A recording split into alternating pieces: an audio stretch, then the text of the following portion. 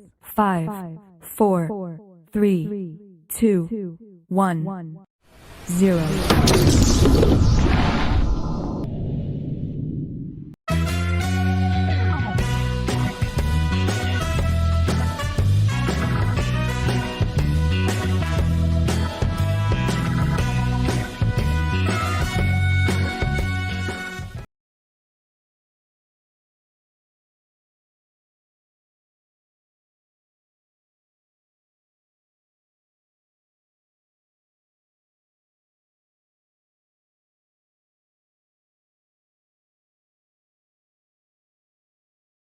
Assalamualaikum warahmatullahi wabarakatuh. Perkenalkan, saya Ika Fitrinullah, asal sekolah SDN 2 Karangbayan, CJP Angkatan 9, Kabupaten Lombok Barat, Provinsi Nusa Tenggara Barat, akan melakukan wawancara praobservasi kepada teman atau rekan sejawat, rekan atau teman sejawat saya.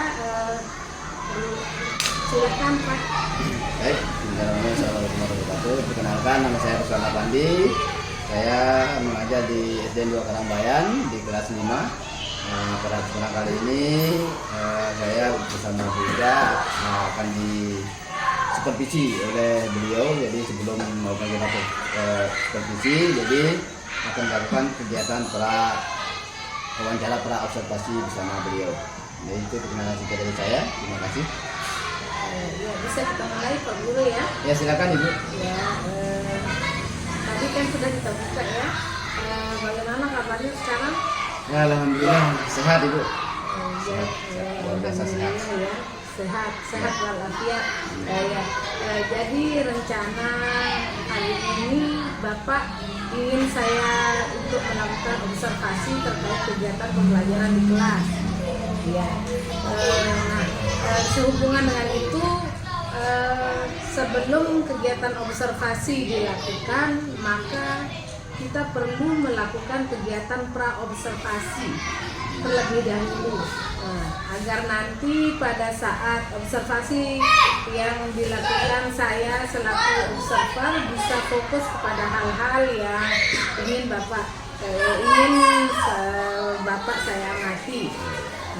Kemudian di sini kita memiliki tujuan supervisi akademik itu sendiri, tentunya untuk membantu guru agar bisa mengembangkan kompetensi peserta yang dimilikinya. Ya, bisa kita mulai untuk pertanyaan pertama. Silakan Ibu. Iya, baik Bapak ya. Terima kasih banyak.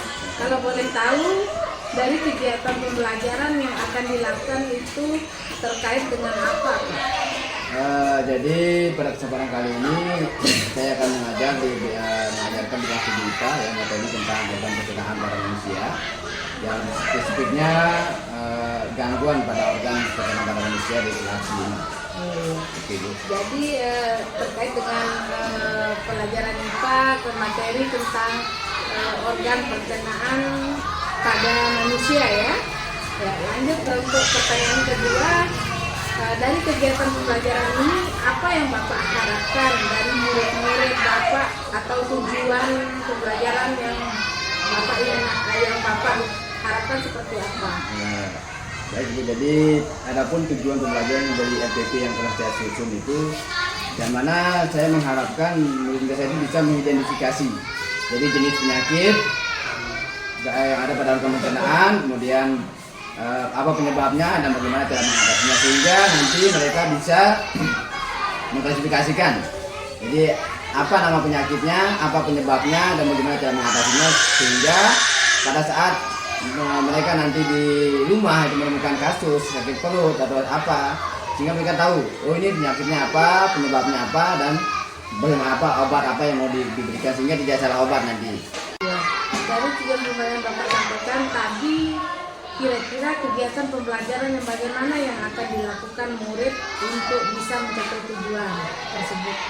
Jadi saya mencoba pada kegiatan pembelajaran kali ini menggunakan program learning ya. Jadi di mana anak-anak itu nanti akan mengobservasi apa permasalahan-permasalahan terkait dengan penyakit yang sering mereka temukan di lingkungan mereka. Nanti mereka akan berdiskusi untuk bisa menentukan apa jenis penyakitnya, kemudian apa penyebabnya, dan bagaimana cara mengatasinya. Jadi pada kesempatan pembelajaran kali ini saya akan menggunakan metode pembelajaran PBL, Program Bahasa Inggris. Terima kasih ya. Kemudian lanjut dari kegiatan yang dilakukan, nantinya Bapak sesuai dengan langkah-langkah yang ada di NTP, kira-kira ada tidak kesulitan dalam menjalankan langkah-langkah pembelajaran itu nantinya? Ada sih ya, seperti yang saya rasa dari pengalaman sebelumnya, yaitu masih banyaknya murid yang sulit untuk bisa berdiskusi dengan baik. Jadi kadang-kadang murid itu kalau pada saat berdiskusi ada yang aktif, ada yang tidak aktif, kemudian ada yang pintar itu biasa mendominasi, sedangkan yang menganggap dirinya kurang pemahamannya itu biasa berdiam diri. Jadi di sana letak kesulitannya bagaimana bisa membuat semua anggota kelompok itu bisa aktif dalam diskusi dan memberikan saran, pendapat, ide, gagasan mereka dari tulisan, gambar dan segala macamnya. Itu yang masih saya rasa agak sulit di sini. Jadi dari permasalahan yang Bapak hadapi, dari sekian permasalahan yang Bapak hadapi, kira-kira apa yang Bapak akan lakukan? Jadi dari pengalaman sebelumnya ya, jadi di sini saya sudah menyiapkan beberapa media pembelajaran. Jadi selain menggunakan model pembelajaran PBL tadi, yang dari mana memang PBL itu ada diskusinya, jadi saya mencoba menggunakan pendekatan pembelajaran yang berdiferensiasi. Jadi nanti saya akan menyiapkan beberapa konten atau media pembelajaran yang berbeda sesuai dengan tingkat pemahaman atau minat belajar siswa. Jadi saya nanti akan mengelompokkan murid-murid itu sesuai dengan bakat, minat, dan profil belajar mereka. Jadi sesuai dengan kebutuhan murid. Ya, jadi karena kan kita tahu bahwa murid itu tidak semua murid memiliki cara dan gaya belajar yang sama. Jadi ada yang senang membaca, ada yang senang menonton video, ada yang mudah memahami dengan cara menggambar. Jadi dari sana nanti sudah bisa melakukan pemetaan dari semua siswa saya. Nanti saya akan kelompokkan mana yang kinestetik, mana yang menggunakan audio, mana yang menggunakan gambar, mana yang menggunakan video dan audio. Nanti di sana kita bisa melihat tingkat kemampuan anak-anak itu dalam memahami suatu materi, baik itu menggunakan, ada yang cepat menggunakan gambar, ada yang cepat dengan melihat video, ada yang cepat dengan cara membaca. Jadi saya lebih ke menyiapkan di diferensiasi kontennya di sini. Jadi sangat bagus ya rencana Bapak untuk mengatasi permasalahan tersebut. Ya, lanjut sekarang untuk pertanyaan yang pertama, seberapa besar keyakinan Bapak kalau apa yang akan Bapak lakukan akan bisa mengatasi permasalahan tersebut? Jadi dari hasil pengamatan dan hasil saya bertanya, jadi menggali dari beberapa teman yang sudah melakukan hal ini, insya Allah kemungkinan sekitar 80% lah ya, karena ya tidak ada yang sempurna ya, jadi pasti ada ya kekurangan-kekurangan yang akan terjadi. Tapi saya yakin insya Allah 85% dari apa yang saya dari tujuan belajar itu bisa tercapai, bisa oleh yang ada. Dari sekian permasalahan itu yang dapat dicapai 80%. Ya, itu harapannya. Kira-kira kapan Bapak akan melakukan kegiatan pembelajaran tersebut? Ya, tadinya sih hari ini, tapi karena banyak kegiatan kita tadi diburu oleh yang namanya SKT itu, jadi insya Allah besok pagi di jam pertama kegiatan ini kegiatan pembelajaran akan saya lakukan itu. Ya, baik Bapak, sebelum kita akhiri percakapan ini, kira-kira apa yang ingin atau yang dapat Bapak yang Bapak dapatkan dari percakapan kita hari ini?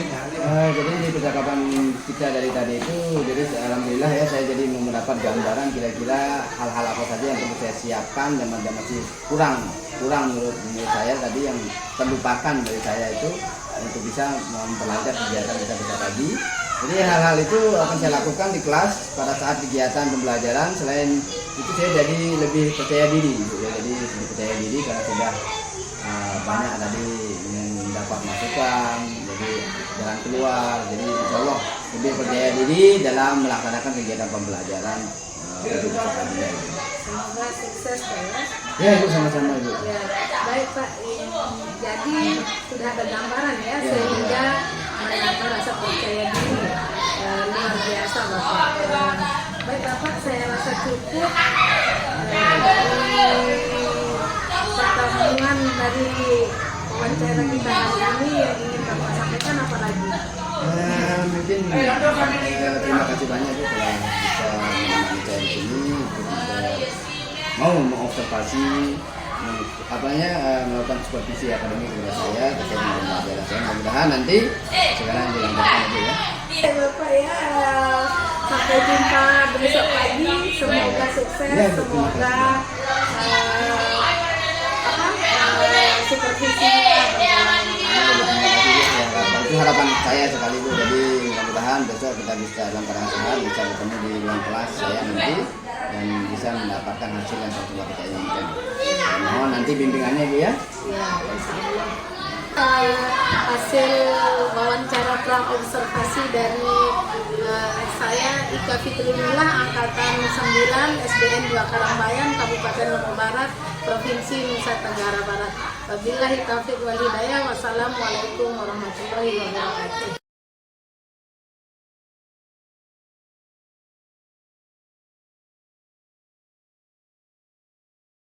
Bismillahirrahmanirrahim. Assalamualaikum warahmatullahi wabarakatuh.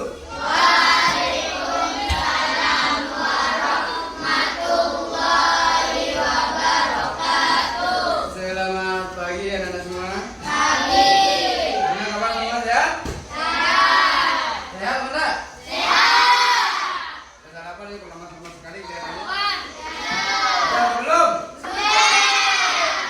Baik, jadi hari ini kita akan lanjutkan kegiatan pelajaran kita ya terkait dengan materi yang kemarin. Jadi sebelum kita mulai belajar, kita apa dulu? Apa? Pelajaran berapa sebenarnya?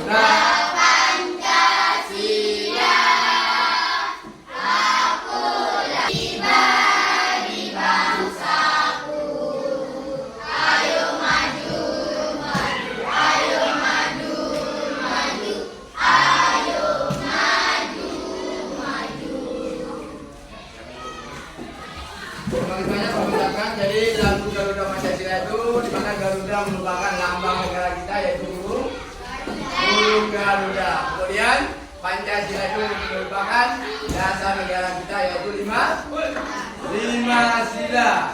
Ya, ada 5 sila. Sila pertama apa bunyinya? Yang kedua bisa memfokuskan kita karena dalam belajar itu kita membutuhkan fokus, ya, harus fokus, harus hadir secara utuh, secara penuh, baik secara badannya, hatinya, pikirannya, ya. Jangan sampai nanti badannya ada di sini, tapi pikirannya ada kemana-mana, tidak fokus namanya. Ya, kita lakukan mindfulness dulu selama kurang lebih ya 1 menit lah, ya, untuk kita memfokuskan diri. Jadi Jadi kalian ikuti apa yang guru katakan. Ya, ya. Sekarang semua tangannya di meja. Silakan matanya ditutup, matanya dipejamkan. Kalian tarik nafas, keluarkan perlahan, lekan bahunya. Ya, ya, tutup. Mana rasanya? Sudah bisa fokus.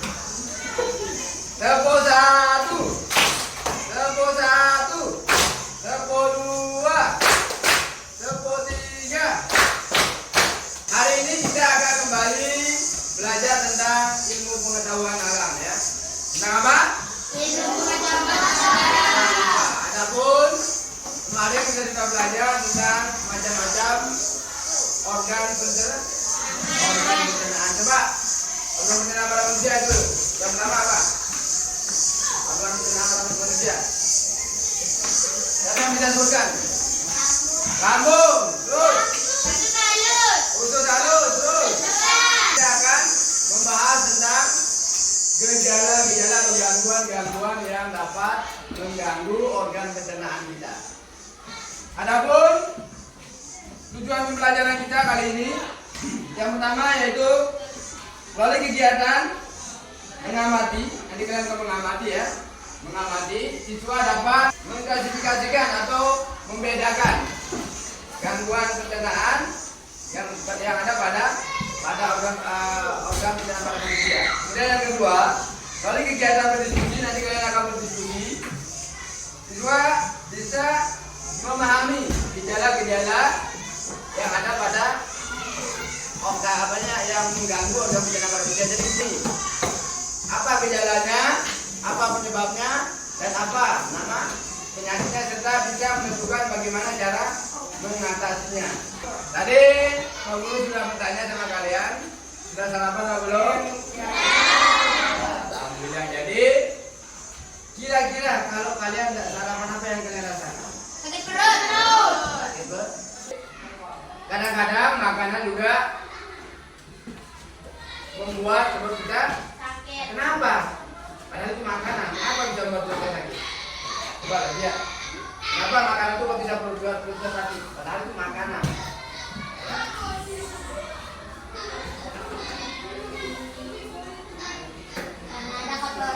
Karena ada kotoran. Bagus. Kemudian apa lagi? Bakteri. Kuman. Di sini ada anak yang sedang sakit perut, memegangi perutnya karena sakit. Dan gangguan organ pencernaan pada manusia ini gambar anak yang memegangi perutnya karena sakit perut. Pernah kalian merasakan seperti ini? Pernah enggak?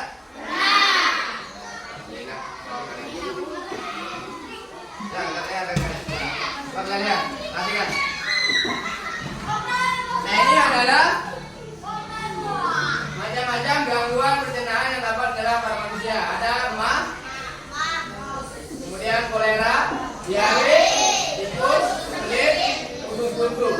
Nah, ini ada 6 yang biasa menyerang organ pencernaan manusia. Ini dari diare, tifus, kolera, kebelit, usus buntu, dan emah. Coba lihat lagi.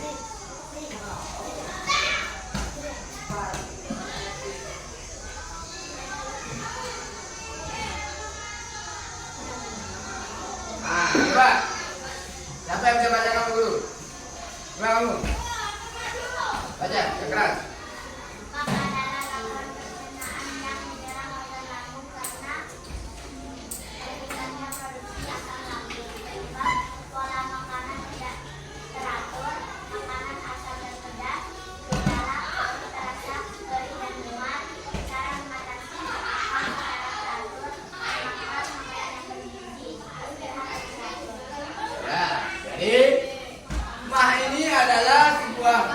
Yang menyerang lambung kita karena gangguan pencernaan yang menyerang organ lambung karena meningkatnya produksi asam lambung. Jadi di dalam lambung kita itu ada yang namanya asam lambung yang akan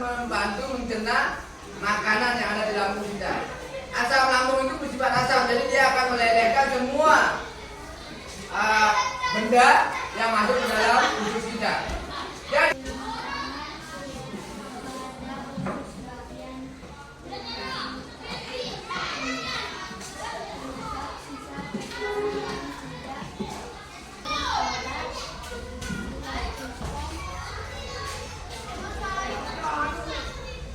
ya, bagus.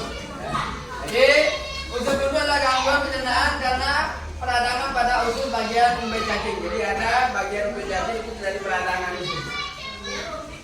Kemudian sisa kotoran yang tidak tercerna sehingga menumpuk di bagian umbai cacing yang menyebabkan dia nanti akan membusuk. Kalau sudah busuk, kalau sampai pecah itu yang bahaya ya.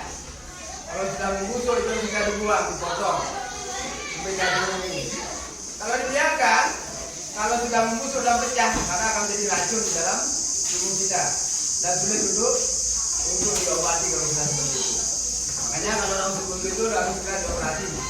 Dioperasi ini itu usus-ususnya ini dibuang. Gejala perut bagian kanan ya, bagian kanan bawah ini bisa sakit, gejala ada di sini.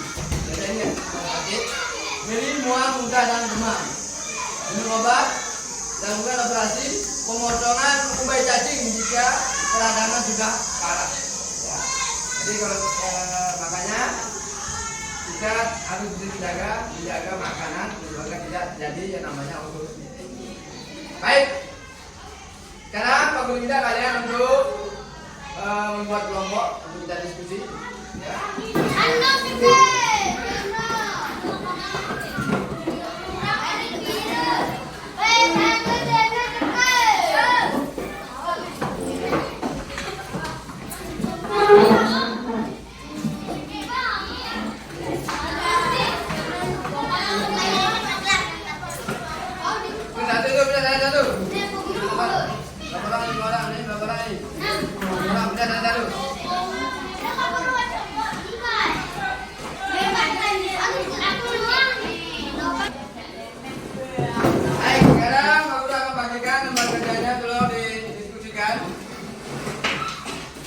Nanti di sini kalian akan mencari 4 gangguan pencernaan pada organ manusia, 4 gangguan yang sering terjadi pada organ pencernaan pada manusia. Ya. Kalian nanti cari tulis penyakitnya apa, gejalanya apa, penyebabnya apa, dan cara mengatasinya seperti apa.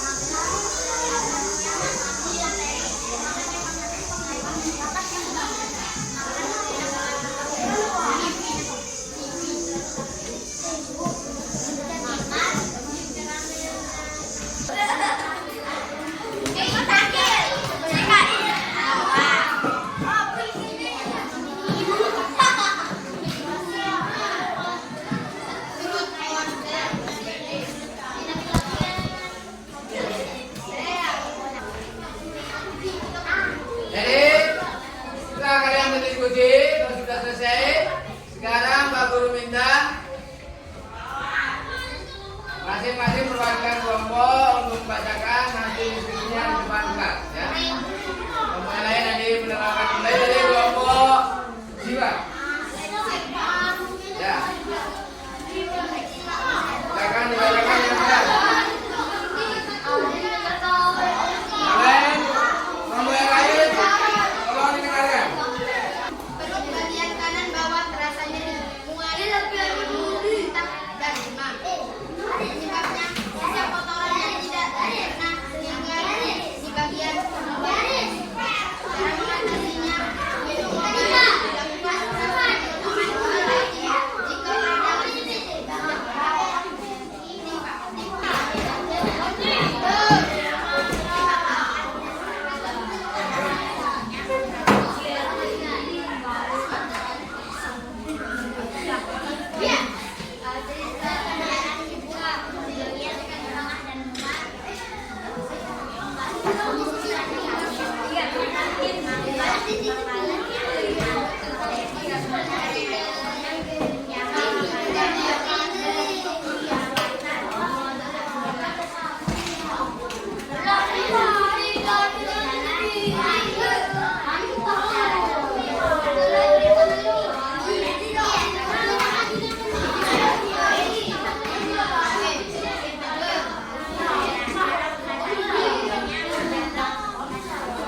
Ya, maju ulangan dulunya. Kelompok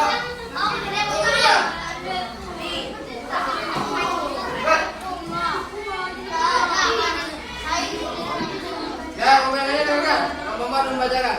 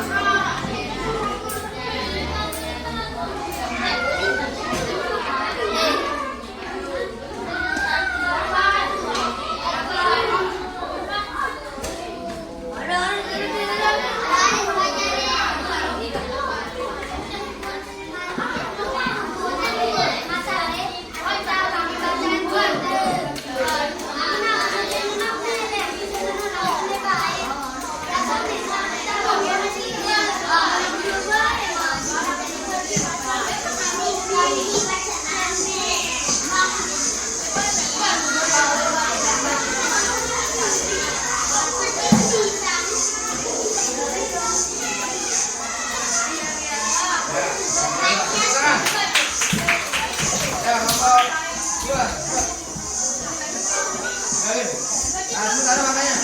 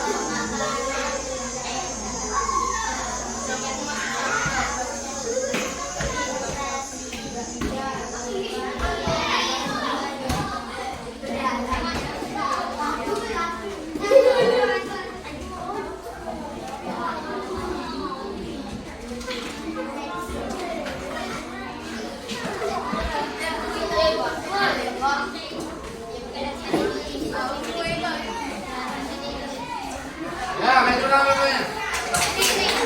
Kelompok yang lain, di mana lain penyakit, lain penyebab, dan lain cara mengatasinya. Kita harus memahami. Kenapa? Supaya kita nanti tidak salah minum obat. Orang menjelaskan dikasih trauma ya tidak bisa. Ya. Atau orang mah dikasih diapet juga ada mempan. Ya. Ada yang menanyakan? Ada yang menanyakan? Baik, kalau tidak ada, sekarang Pak Guru akan membagikan soal evaluasinya. Ya, tulis namanya. Ya,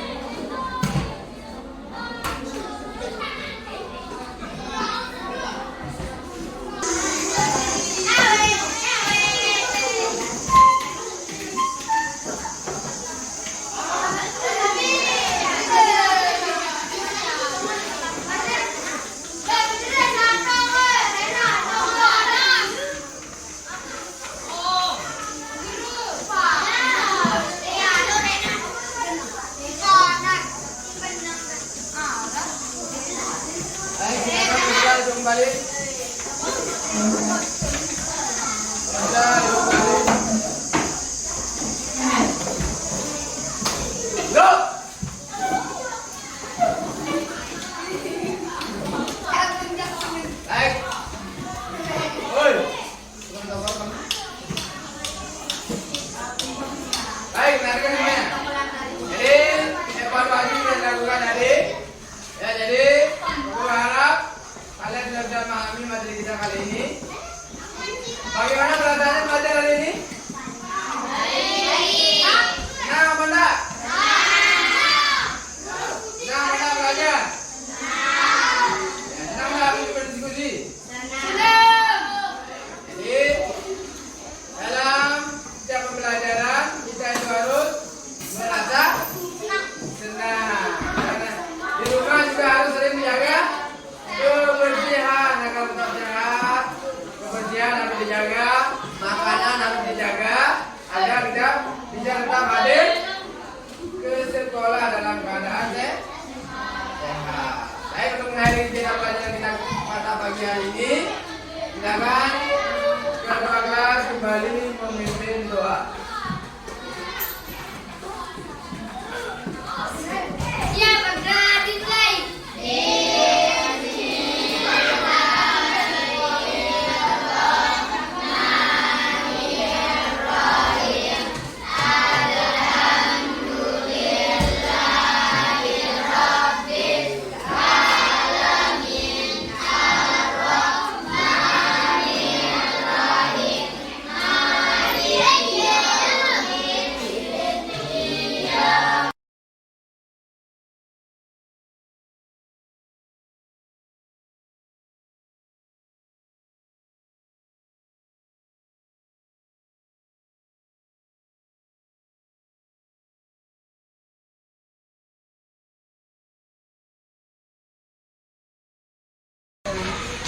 Bismillahirrahmanirrahim. Assalamualaikum warahmatullahi wabarakatuh.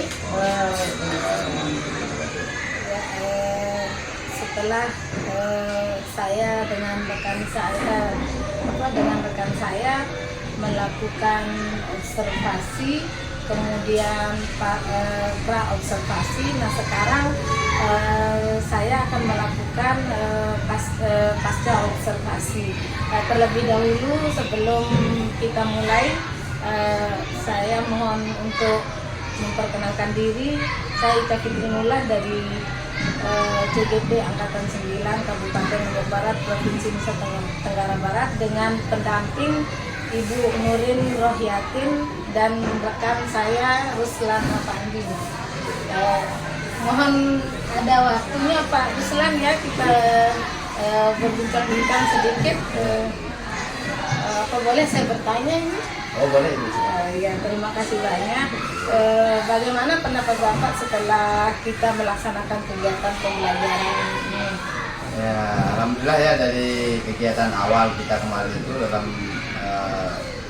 supervisi akademik kali ini, jadi kegiatan awal yang kita lakukan setelah melakukan pra observasi kemarin, jadi setelah pra itu saya memiliki keyakinan yang cukup kuat ya, jadi kerja ini yang bagus untuk melaksanakan kegiatan observasi. Jadi pada kegiatan pelaksanaan pembelajaran kemarin ya alhamdulillah saya rasa sudah lebih baik ya, sudah sesuai dengan ekspektasi yang saya harapkan, meskipun ya ada saja juga kekurangan dalam kegiatan yang saya lakukan, juga masih ada kelemahan di beberapa sisi. Tapi secara keseluruhan saya melihat sudah sesuai dengan ekspektasi yang saya harapkan. Ya, itu sudah sesuai ya, itu sudah berjalan sesuai dengan rencana ya. Kemudian apakah proses pembelajaran sudah sesuai dengan rencana yang selain dari rencana Pak Ruslan untuk melaksanakan pembelajaran yang lebih baik, apakah ada rencana lain selain itu? Ya sih, jadi dari hasil yang saya lakukan kemarin pada saat kegiatan pembelajaran, jadi saya melihat ada beberapa memang yang tidak berjalan sesuai dengan harapan saya. Jadi itu yang ingin saya perbaiki nanti ke depannya. Berarti kira-kira menurut Bapak, adakah hal yang sudah dirasakan sudah bagus dalam proses pembelajaran yang tadi? Ya itu, jadi dalam proses pembelajaran yang saya lakukan tadi bahwa sudah berjalan sesuai rencana. Jadi anak-anak sudah kelihatan aktif gitu sesuai dengan tingkat kemampuan mereka melaksanakan diskusi ya, diskusi dengan baik. Jadi ya alhamdulillah. Jadi selama kegiatan pembelajaran saya lakukan, kegiatan pembelajaran yang disampaikan tadi bahwa sudah sesuai dengan ekspektasi saya, meskipun ya masih ada beberapa yang perlu diperbaiki. Tapi ya secara keseluruhan sudah lebih baik dari kegiatan-kegiatan sebelumnya itu. Sudah berjalan sesuai rencana walaupun Ya. sesuai Ya. dengan apa? Ya, itu, ya. Ya. Kemudian menurut Bapak apakah tujuan dari pembelajaran sudah tercapai? Kalau secara umum sih sudah tercapai ya. Jadi dari hasil evaluasi yang saya lakukan bahwa bisa dikatakan 80% dari anak-anak itu sudah bisa mencapai tujuan pembelajaran, menyerap pembelajaran materi yang telah dipelajari dari hasil evaluasi yang telah saya lakukan. Jadi pada kegiatan evaluasi sudah saya memeriksa hasil evaluasi dari anak-anak itu secara keseluruhan, ya bisa dikatakan bahwa tidak ada anak yang memiliki nilai, meskipun ada beberapa anak yang masih memiliki nilai 2 KKM, tapi secara keseluruhan bisa dikatakan 80% sudah memiliki KKM gitu, dari hasil evaluasi. Kira-kira menurut Bapak kesulitan apa yang Bapak hadapi selama pembelajaran berlangsung? Jadi kendala yang masih saya hadapi, saya lihat di sana pada saat anak itu berdiskusi ya, karena memang ada beberapa orang anak yang memang memiliki tingkat kemampuan yang bisa dikatakan agak-agak kurang di teman-teman, sehingga mereka kelihatan agak pasif gitu pada saat diskusi, tidak begitu aktif. Jadi itu yang kelemahan saya masih saya rasakan. Saya lihat di beberapa kelompok diskusi itu ada kayak beberapa siswa lah yang karena mereka memang kayaknya masih kurang karena dia belum lancar membaca, karena faktor malu mungkin mereka itu, sehingga kegiatan tidak begitu aktif pada saat diskusi. Berarti untuk mengatasi kesulitan itu kira-kira apa triknya Bapak untuk mengatasi kesulitan yang Bapak hadapi? Ya, kedepannya seperti yang telah sampaikan ke saya bahwa dalam mendidik siswa itu kita harus melihat dari profil belajar mereka juga, dari gaya belajar mereka juga, dari tingkat kemampuan mereka juga. Jadi kita tidak bisa menyamaratakan bahwa semua anak itu memiliki kemampuan yang sama. Jadi ke depan saya akan mencoba lebih memperdalam lagi pembelajaran diferensiasi yang telah disampaikan kemarin itu. Jadi insya Allah mungkin untuk kedepannya saya akan lebih membuat diferensiasi konten yang lebih baik, yang lebih beragam, sehingga anak itu bisa belajar sesuai dengan gaya belajar mereka. Mungkin ada kesulitan dalam membaca, ya mungkin nanti kita akan membuatkan dia konten pembelajaran berupa video, jadi bukan yang mendengar, menyimak, jadi tidak hanya membaca saja.